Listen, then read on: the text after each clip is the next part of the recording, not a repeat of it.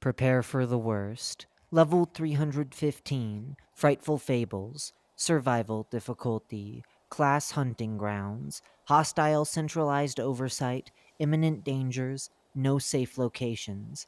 Level 315 is an eerie, finite campsite, veiled in shadows and encompassed within a vast woodland. Heed my words, attend to the fables of your cherished ones at the blazing campfire, for they may forewarn of what is yet to befall. Image caption: a place of solace and refuge, the campsite of level 315, where beloved ones have set up their home for camping.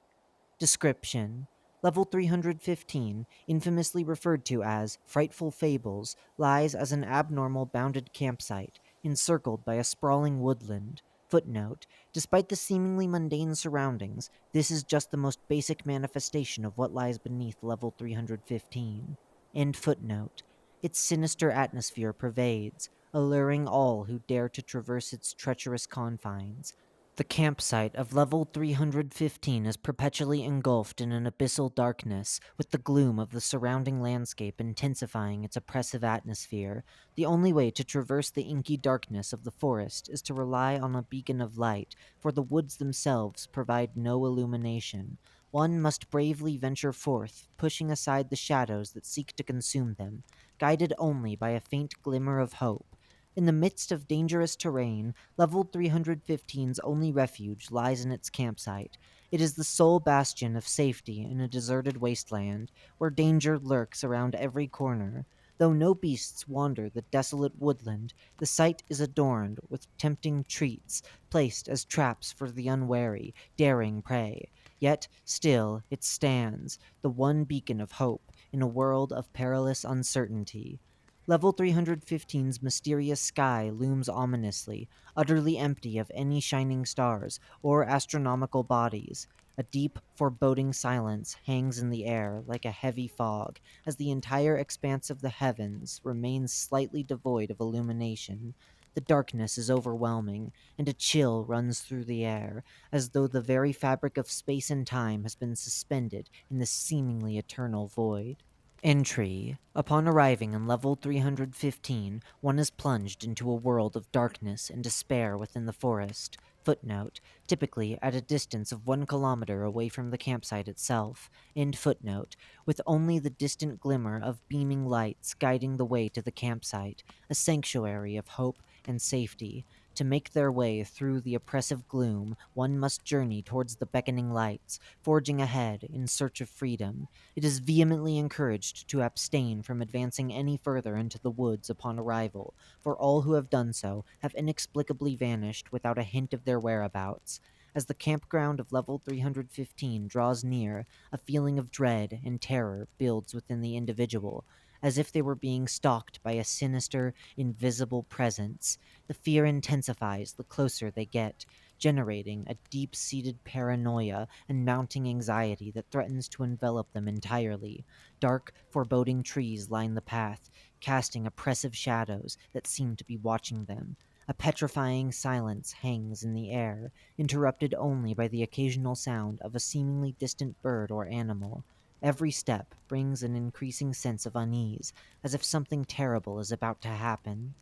Image caption, quote, "Are you interested in sharing some frightening fables based on real-life events? It can be exciting to delve into tales that make your skin crawl, rather than relying on fictional stories." End quote. When one eventually emerges from the inky depths of the night and reaches the campground, they will be warmly welcomed by their beloved ones. Footnote: The cherished individuals in one's life, spanning from kin to longtime companions, will be subject to arbitrary selection, a fate beyond anyone's control. End footnote. From the front rooms, the vision of their adorning visages is like a guiding light of solace in the otherwise desolate and forlorn abyss. The wanderer's cherished ones are gathered around a blazing campfire, perched atop logs, or ensconced in a canvas shelter. These beloved individuals, nestled around the campfire, are all spinning their own tales and fables, despite the everlasting shadows that shroud their campsite. They seem oblivious to the looming gloom, their stories providing a momentary respite from the despair. No matter how long one may remain at the isolated campsite of level 315, their loved ones will still be recounting tales, often forgetting the wanderer's presence. Even in the most distant of places for the hapless individual, the thought of home will linger, never ceasing to be remembered, yet never fully grasped. They will remain in a state of longing, a phase of nostalgia, a distant time of yearning for the genuine comfort of their dear ones. Even though the wanderer may be separated from their precious ones, they must cling to the hope that their love will endure, that distance and time will not erode the bond they share, and that they will remain forever in each other's thoughts, never to be forgotten. As one spins away the hours listening to their loved ones, they must be prepared to enter a world beyond imagination where the fables told are strange and fantastical. This journey will take the wanderer to the far reaches of their mind, where the unknown awaits, and where every utterance reverberates like a haunting whisper from beyond. Once the fable is recounted by a cherished soul, all sources of radiance are extinguished, as if it was a mere light bulb, plunging the surroundings into the darkness that envelops everything in its inky grasp. In the moment of dread, even those nearest and dearest will let out a deafening shriek of terror and flee into the obscurity of the woods, ignorant of the inexplicable horrors that lay before them. Their heart-wrenching actions have left the individual with no choice but to be forcibly dragged into the dense, foreboding woods, consumed by the suffocating darkness that engulfs them, all in the wake of their treasured ones' decisions. Lost in the abyss of the dense, labyrinth-like forest, a mere glimmer of hope tantalizes the brave who dare to venture forward. Those who manage to escape the clutches of the twisted foliage for approximately 15 minutes are suddenly transported to a scenery that is all too recognizable, yet eerily unfamiliar.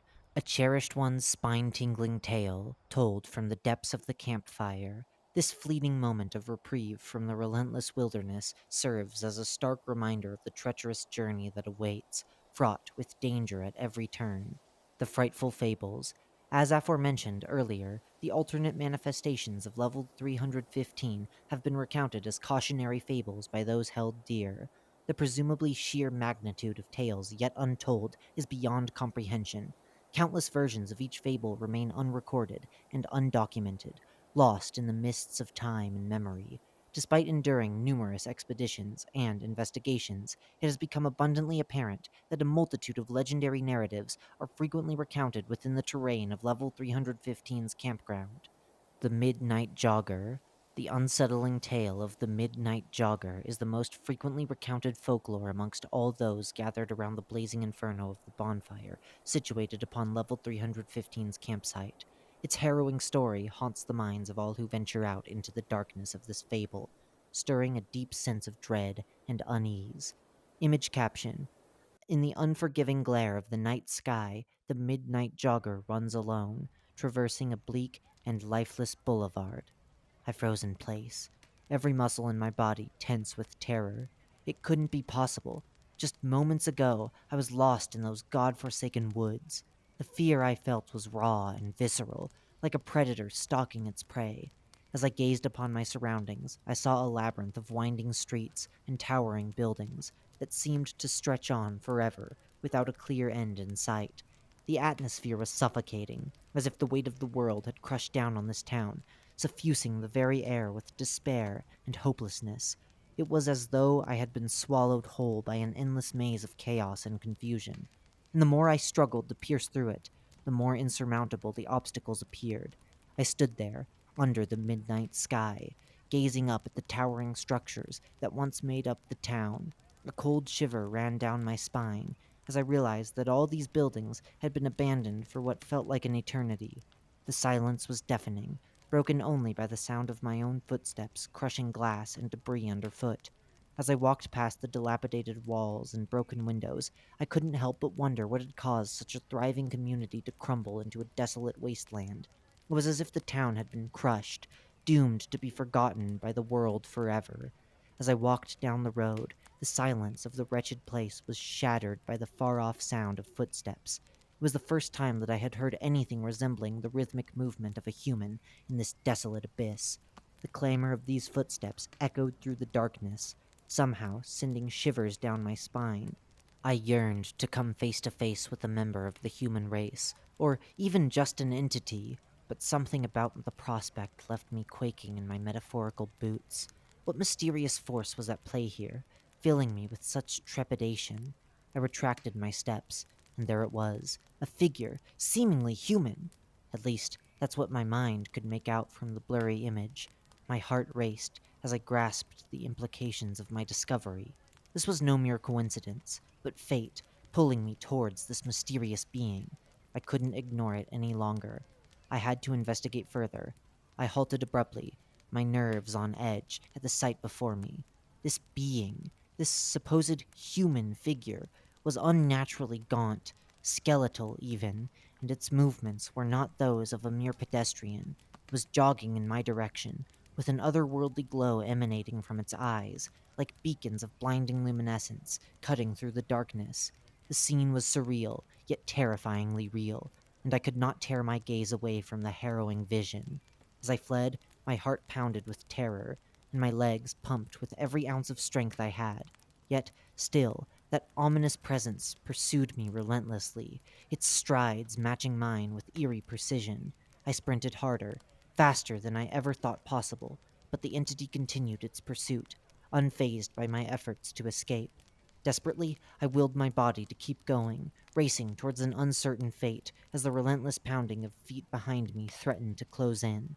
As I ran faster, I could feel the strange human hot on my heels, desperate to catch up. Suddenly, their hands latched onto my neck with a fierce grip, and I gasped for air as everything started to spin. The world around me grew dark, the sounds of my own panicked breaths fading into nothingness as I struggled to break free. At that moment, I knew that my life was in their hands, and that I had to fight with every ounce of my being to survive. Every fiber of my being screamed in terror as I grappled with this unknown attacker, desperately trying to loosen their grip before it was too late. Each passing second felt like an eternity, as I battled for what felt like my soul, consumed by the raw, unyielding fear of what might come next. Daycare. Amidst the folklore of level 315 lies a daunting structure known as the daycare. Its facade, featuring a singular building, bellies the twisted, non-Euclidean madness within, a labyrinthian network of rooms, each replicating the claustrophobic confines of a preschool or daycare. Those brave or foolish enough to enter recount a terrifying experience as they find themselves shrinking amidst the vastness of this surreal construct. The true danger here, however, lies not with the architecture, but with the sinister entities that call this place home. Let it be known that any who dare to set foot upon this cursed territory shall emerge eternally marked and scarred, their fate sealed the moment they brazenly trespassed upon this domain, assuming they even managed to escape with their very life intact. Image caption: the imposing edifice, adorned with an azure banner, bearing only the word daycare, radiated a sense of awe-inspiring grandeur. As I emerged into the world from the abyss of darkness, I was greeted with a symphony of sound, the musical twittering of birds, the gentle rustling of leaves in the breeze, and the warm rays of the sun caressing my skin. And then, as if by divine intervention, my eyes were drawn to a looming black structure, its piercing aura beckoning me forth. Upon the front entrance, a blue banner bearing the simple yet powerful word daycare swayed in the wind, whispering sweet nothings directly into my very soul. With a fierce desire growing within me, I approached the imposing door, and, summoning all of my strength, pushed them open with my tiny hands. A wave of emotional energy enveloped me, a sensation of warmth and profound longing that threatened to engulf me completely. As I gazed around me, I beheld a room filled with the accoutrements of childhood, vibrant colors, toys, stuffed animals, educational tools, and tables set to my height. Yet there was a chilling emptiness to this scene. I was the only inhabitant in this space meant for the laughter and play of children. The loneliness of the room should have deterred me, but instead, a fierce desire coursed through me, urging me to take a seat amongst the trinkets and draw. The overwhelming emotion I felt was inexplicable, a feeling that consumed me entirely, as I took in the peculiarity of the situation, determined to lay claim to this space that so beckoned to me. A sudden silence fell over the room, as the previously constant hum of activity abruptly ceased. I lifted my gaze from the colorful array of crayons and paper strewn haphazardly before me, only to witness yet another entrance materialize from the shadows. And as the door swung open, a fantastical sight unfolded before my very eyes. A riot of red and yellow hues clashed against a backdrop of polka dots and daring stripes, all centered around a menacingly wide, razor-toothed grin that leered at me from the darkness beyond. As I sat there, engrossed in my writing, I suddenly felt a chill run down my spine. The hair on the nape of my neck began to stand on end, and I knew instinctively that something was terribly wrong. It was then that I noticed a group of clowns emerging one by one from the shadows, their colorful makeup and oversized shoes casting eerie shadows on the walls. They seemed to materialize out of thin air, crowding around the tables in a circle, their piercing, bright eyes fixed on me. I tried my best to ignore them and continue writing, but as they knelt down and watched me intently, I could feel their petrifying gaze weighing heavily on me. The air grew colder, and I could hear their labored breathing, each exhale sending chills down my spine. I knew I had to get out of there before it was too late. I ran as fast as my legs could carry me, my heart pounding in my chest. In my terror, it was as though time slowed down, each passing second feeling like an eternity. And then, just as I thought, I was almost in the clear. Their hands grabbed at me from behind, fingers like steel vice grips, digging deep into my flesh. I screamed, but the sound was caught in my throat, choked off by a stranglehold of fear. I struggled to break free, but their grip only tightened, holding me in place like a helpless animal. Desperate, I looked for an escape route, my eyes scanning the room for a way out. But no matter where I turned, all I saw were more daycare rooms, each one identical to the last. The sounds of laughter and terrifying, joking honks echoed through the daycare center, signaling their approach. I knew I had to hide, and quickly. My only hope was to find cover under a nearby table, where I crouched in fear, watching as their oversized shoes pranced and galloped around, searching for me. The lights dimmed, casting deep shadows across the room. I held my breath, my heart pounding in my chest, as one by one they emerged from the darkness and crowded around my hiding spot, cackling and jeering at my predicament. Their eyes gleamed with malicious glee, and I could feel their breath on my face as they leaned in, taunting me. It was as though I was trapped in some kind of twisted carnival, surrounded by a horde of maniac clowns. And once more, with a sense of urgency pulsing through my veins, I rose to my feet and sprinted, on and on, with every fiber of my being propelling me forward into the unknown distance, my heart pounding like a drum in my chest, my breath coming in quick gasps as I pushed my body to its absolute limit. Simon's Oasis. A chilling and foreboding tale at best, Simon's Oasis has recently resurfaced as a folklore amongst the inhabitants of Level 315's campground.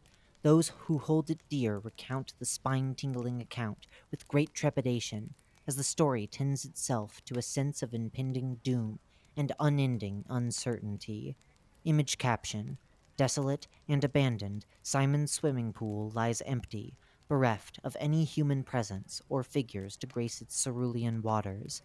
As I emerged from the seemingly endless labyrinth of the cursed forest, my eyes were met with a sight that almost seemed too good to be true: a shimmering swimming pool, its crystalline waters reflecting the sunlight in a dazzling display of ultramarine hues.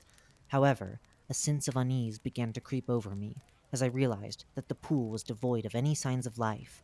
No children splashing around, no sunbathers lounging on the deck, no laughter or chatter filling the air. It was as if the very essence of humanity had been stripped away, leaving only an eerie emptiness that sent shivers down my spine.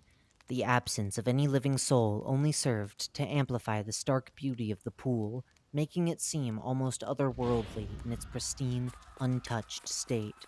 As my exploration continued, my gaze was drawn towards a magnificent abode, facing the serene and glistening swimming pool. The grandeur of the house was further enhanced by a resplendent banner, exquisitely adorned with the celebrations of joy and exaltation. The vibrant colors and the intricate details of the banner read, "Happy Birthday, Simon!" which appeared to be a fitting tribute to the illustrious persona of whom the birthday was meant for.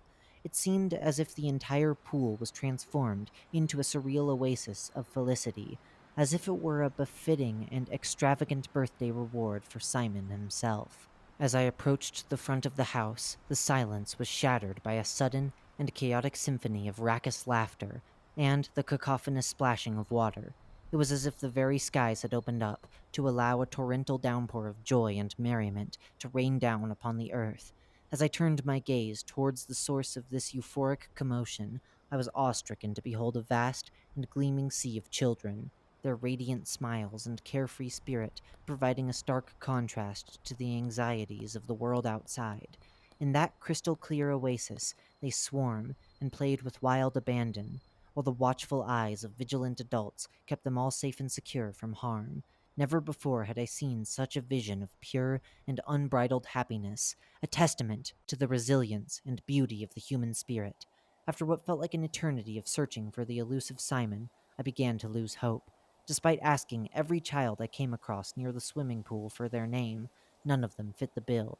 It was as if Simon had vanished into thin air, but I refused to give up. I persisted, asking more and more children, wandering aimlessly around the pool area. Then, finally, a glimmer of hope. I spotted a figure in the distance. It was Simon, dressed in black swim trunks with scuba gear, almost as if he was preparing to dive into the depths of the ocean. My heart leaped with joy as I approached him, feeling as though I had just found a treasure after searching for it for ages. It was as if fate had led me to him, and the relief I felt upon finally discovering his identity was almost overwhelming.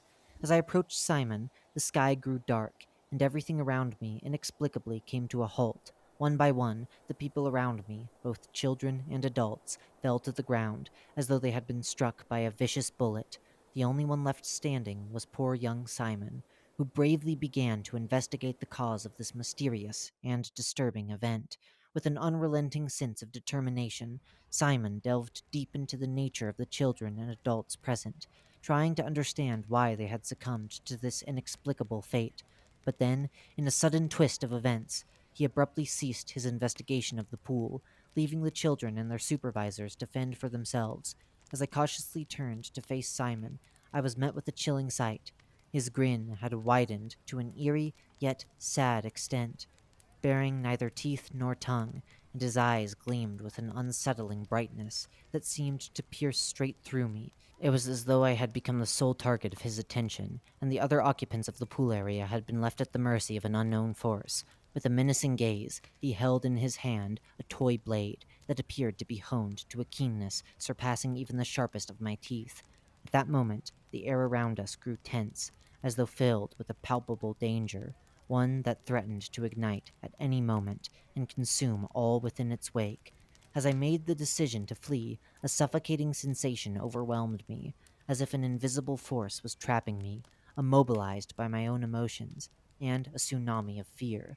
My paralyzed state was all-consuming, leaving me unable to move, as if I was frozen at that moment. Suddenly, I turned around, and Simon was looming dangerously close, still brandishing that tiny toy blade in his hand like a deadly weapon. A fierce determination to defend myself ignited within me, but every concussive strike I dealt was futile. Simon was somehow too strong. Agony shot through my leg as warm blood gushed from my wound, blinding me with unbearable pain. As my consciousness began to fade, everything turned pitch black, and I knew that my fate had been sealed. Hypnagogic. Amidst the crackling of the campfire within the campsite of level 315, a macabre and unsettling legend unfolds. Hypnagogic, a fable both strange and eerie, is whispered in hushed tones by those nearest and dearest. Its haunting presence looms, sending shivers down spines. Image caption: the mundane sight of a bedroom scene within the fable of Hypnagogic is but a facade, as the banal essence of the room bellies the crucial changes that are at play. As I gradually drifted back into consciousness, I realized with a jolt that the wretched forest I had become trapped in was no longer my surroundings. Instead, I found myself lying abed, nestled within the comforting embrace of the covers. It was as though the sinister forest had lulled me into a trance-like slumber, only to cast me into this unfamiliar abode. I couldn't shake the feeling of unease that enveloped me, like a thick fog suffocating my senses. When I rose from the bed, I scanned the room and beheld a plethora of objects that one would typically find in a bedroom. Among them were a bedstand, littered with trinkets, a dresser, adorned with knickknacks, and a closet, filled with an array of attire. When I attempted to exit the dreamy bedroom, I suddenly realized that the door was sealed shut, and not even the indestructible window would provide a means of escape. My heart pounding, I frantically searched for a way out, but was met only with the cold, unyielding silence of my confinement. As my weariness continued to mount, I scoured the four corners of the room, desperate for some form of entertainment to while away the interminable hours. And then, as if by fate, my wandering eyes landed on a small device, an innocuous-looking remote control, huddled upon the bedside table. With a flicker of hope lighting within me, I grasped the remote in my hand and pressed the power button, half expecting nothing to happen. But, to my utter shock, the TV sprang into life, crackling with static, before settling into a steady hum of background noise. Like a starved animal finally given its meal, I hungrily absorbed everything that the TV had to offer, flipping through channels with wild abandon, searching for a glimmer of stimulation. The thrum of the air conditioner and the rhythmic creaking of the bed became secondary to the pictures flashing on the screen, which had taken on an almost surreal quality. As the relentless flicker of the TV began to weigh on my mind, I grappled for the remote with an almost desperate zeal. My hand shook with anticipation as I took hold of the sleek device and, with a swift and calculated movement, hit the power button. In the stillness that followed, the world outside my window seemed to take on a new life. The once bright and cheery colors of the day had been replaced with deep, rich purples and blues that spoke of the mysteries of the night. Looking out into the darkness, I felt an inexplicable sense of something stirring in the air, something new and unfamiliar. Caught up in the thrall of the moment, I instinctively made my way to bed, my heart racing with apprehension. As I roused from my extended sleep, my limbs refused to respond, as if locked in an unbreakable spell. Every muscle in my body was frozen, save for my piercing gaze that darted around my surroundings with an ineffable urgency. My desperate, darting eyes held the only semblance of freedom, darting about with the speed of 1,000 rushing rivers, searching for a way out of this unbearable trap. The world around me was turning into a blur of undefinable shapes and colors, the lines between dream and reality blurring into an incomprehensible haze. In just the blink of an eye, my tranquil state was shattered as a sudden movement jolted me from my peaceful repose. And there, lurking in the corner, was a mysterious and foreboding figure, a shadowy silhouette cast against the wall that seemed to tower as high as the very roof itself. With each passing moment, my heart pounded faster and faster, as I pondered the dark and unknown intentions of this lurking intruder, wondering if I was truly safe in my surroundings. As I lay there, desperately trying to ignore the creeping shadows that seemed to materialize out of thin air, my eyes were forced open wide, unyielding to any attempts at resistance. The darkness seemed to taunt me, mocking me for my impotence in the face of its insidious advance. One by one, the shadows appeared, growing stronger and more numerous with every passing moment, until they seemed to engulf my entire being in their inky blackness. Despite my best efforts to resist, I was powerless to stop their inexorable advance, doomed to a fate of endless torment and despair in their suffocating grasp. For what felt like an eternity, I remained locked in a battle against the shadows, struggling to find even the slightest glimmer of hope in the palpable darkness that surrounded me. The ominous specter of these fables, concealed deep within the enclave of the woods, suddenly reveals itself to the unfortunate denizens of Level 315's campsite. In its wake, the familiar trappings of the site are entirely stripped away, replaced instead by a haunting and otherworldly manifestation that appears to have emerged from the very fabric of the cosmos itself. Every sense is overwhelmed by a potent and unsettling energy, as if the very air were teeming with a force that defies human comprehension.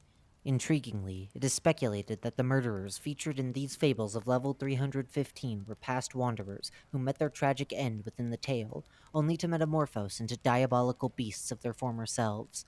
To make matters worse, Loved ones are found to be well versed in the tale of the listener's ill-fated encounter, seemingly despite having never experienced the legendarum themselves. Nonetheless, in spite of this unbearable burden, one must maintain a facade of stoicism, even if it means abhorring those closest to them.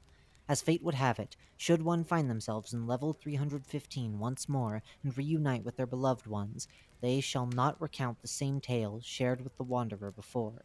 In fact, it is as if the story had been wiped from their memory, lost to the winds of time. Even if the individual vividly recollects the petrifying narrative narrated by their dearest ones in the past and shares the same fable with their dearly loved ones in the present, they are met with disbelief and scorn, as if the unsurpassable story is a mere falsehood or never existed at all. The individual's attempts to warn and enlighten their cherished ones are met with ridicule and humiliation, the sting of which is made all the more painful by the realization that their fable has fallen on deaf ears. Bases, outposts, and communities. The treacherous presence of numerous murderers and creatures who relentlessly prey on unsuspecting victims without any regard for decency or justice has resulted in the utter failure of establishing even a single base or outpost in all of these fables within level 315. Footnote: the campsite itself is excluded, for it can only be revisited by exiting and returning to level 315, rendering it a mere temporary haven amidst the perilous circumstances. End footnote. Indeed, the sheer magnitude of their monstrous deeds has rendered any attempt at creating a safe haven completely futile and hopeless. Entrances and exits. Entrances. Should fate lead one to stumble upon a solitary tent amidst the exterior levels of the backrooms, know that the mere act of entering this shelter shall transport them with unparalleled fluidity to the obscure and menacing forest of level 315. Amidst the unassuming exterior, a powerful and unsettling energy beckons, drawing one towards it with an irresistible force. Resistance is futile, for the pull of the tent is simply too intense to resist. Although it is rare, should one become lost within the depths of any forest level, they will miraculously find themselves transported to the elusive campsite of level 315. Such a transition is seamless, yet mysterious, leaving one to wonder at the forces beyond understanding that guide them in times of great need. Exits.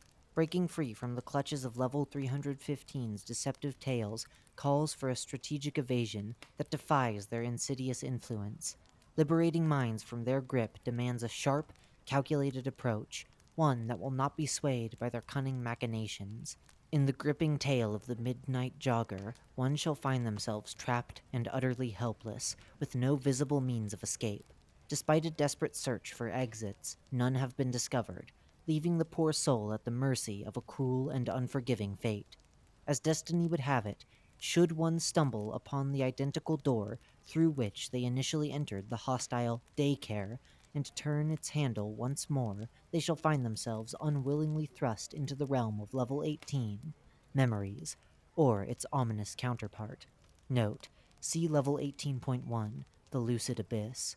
In the event of drowning within the aquatic confines of the fable of Simon's Oasis, one would awaken gasping for air in the chilling depths of Clement's swimming pool. Note: see level 353, Clement's public swimming pool. Revision: Clement's private swimming pool. In the fable of Hypnagogic, one is doomed to eternally languish within the oppressive precincts of the bed with the spectral phantoms, bereft of any means to break free from the monstrous chamber. The victim is trapped in a perpetual abyss of terror and woe, with no hope of deliverance from the heart-rending torment that relentlessly assails them.